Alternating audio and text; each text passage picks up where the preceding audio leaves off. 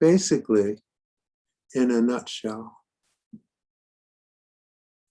what I talk about is the fact that this world that we're living in is really more dreamlike than anything else.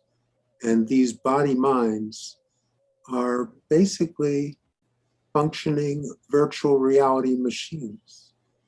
And they make this appearance seem real and substantial. But really, there's nothing here that is substantial. You'll notice if you look at this world, if you look at all of this, you'll notice that everything here is temporary, that all of your thoughts, all of your feelings, they come and go. They're not consistent. And everything here is temporary.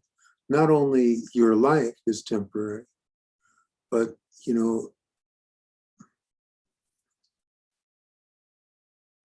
none of it has substance, although the mind latches onto it and starts believing that it does have substance.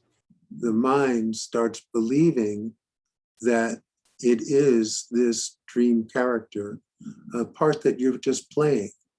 When we were children, we came in as kind of open slates, and the mind has a great imagination.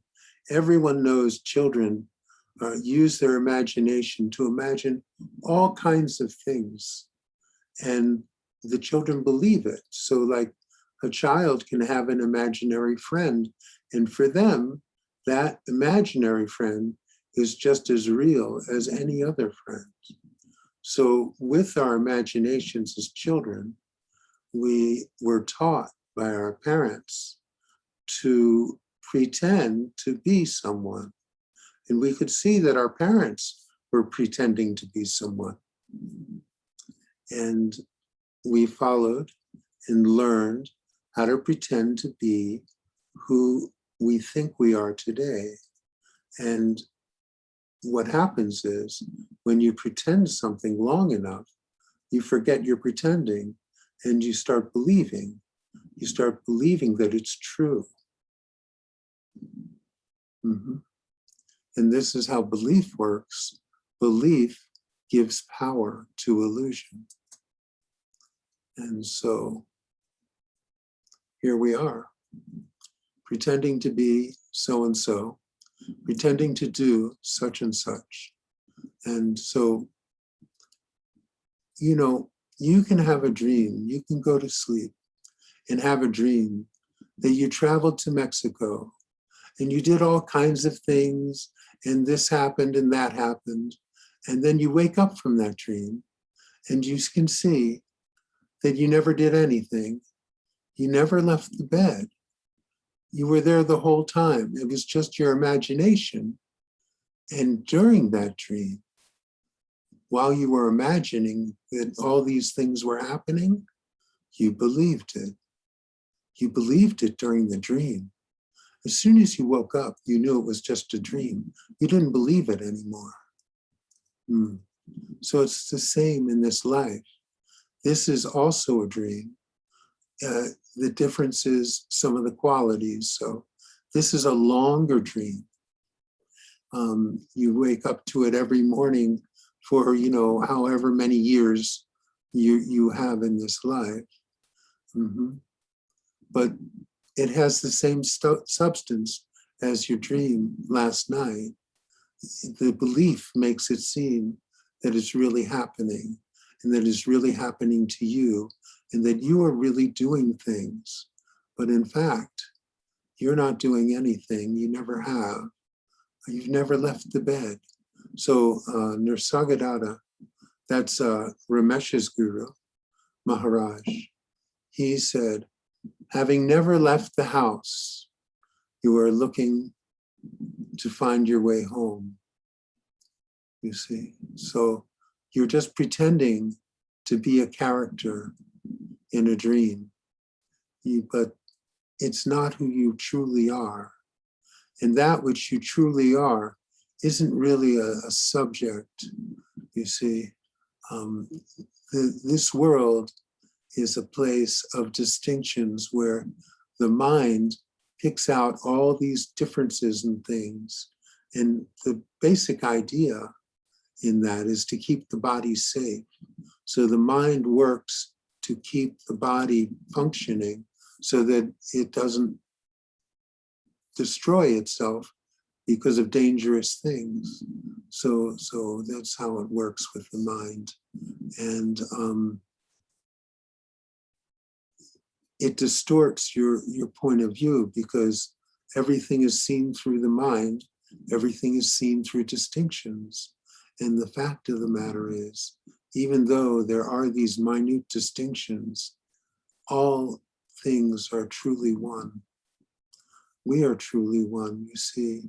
If you go back, if you really go back and go deeply, you can see that what makes your heart beat and what makes my heart beat are the same thing.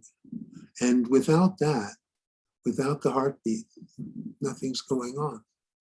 Absolutely nothing, you see. So in the larger sense, we are identical, really, in source. We all came from the same place. We're all going to the same place. So the mind distorts how you look at things because through the mind, you're looking at distinctions. Distinctions are very small things. This and that is very small. That which is everything is infinitely large. And that I'm proposing to you is where we came from and where we're going and where we actually are right now, except for the fact that we're looking at life through the lens of the mind. And because of that, our viewpoint is distorted. And it's not possible to see that we are all one and that oneness is all there is. So really, if you just it's simple to see, it's so accessible, because in this very moment, right here, right now, if one just rests in this moment, just take a breath and be in this moment. This moment is exactly the same now as it was when you were 5 years old. And it's exactly the same now as it will be when you're old, when you're 70, 80, whatever it is. It's always the same. And everyone has access to this moment all of the time. And this moment right here, right now, is exactly the same for you as it is for me. So the basics, the basic things are all the same. And the mind is looking at distinctions because the mind is working with a virtual reality, and it picks all these distinctions and makes sense of them for its survival. And it just helps navigate through a virtual reality. And this is just a temporary affair, you see.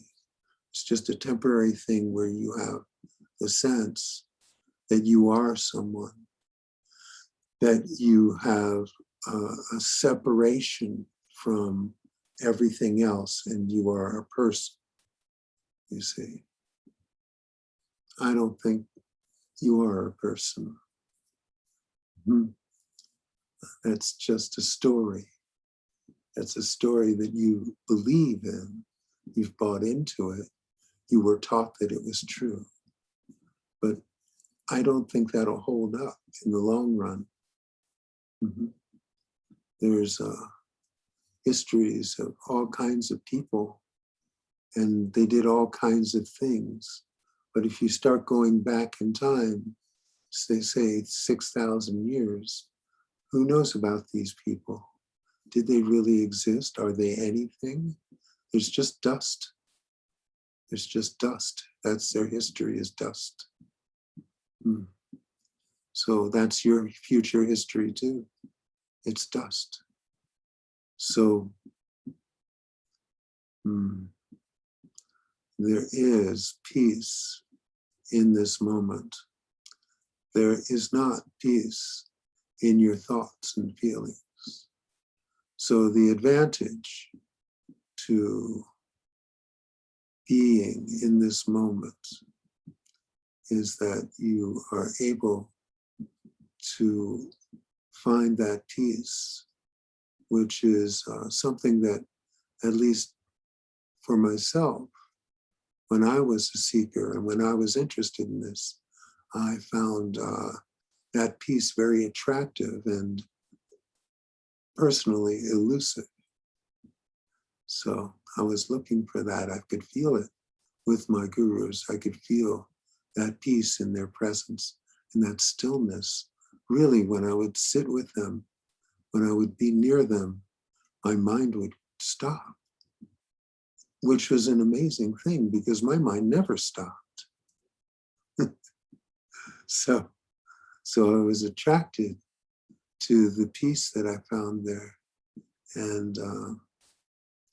And so it led me to spending as much time as possible with all of these guys. And it was a great time. I learned a lot, and I enjoyed it as well. And I basically committed my life to it. So that's the story, and I'm sticking to it.